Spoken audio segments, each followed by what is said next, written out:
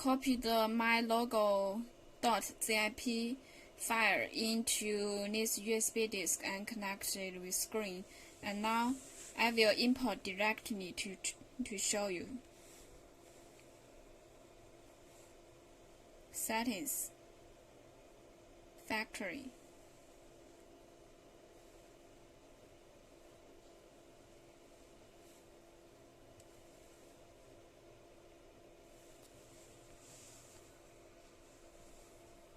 It shows import successfully, and now we check.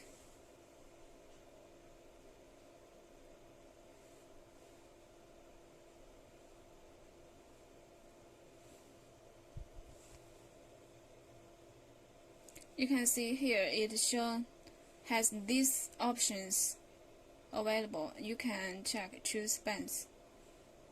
Okay. Now I restart it.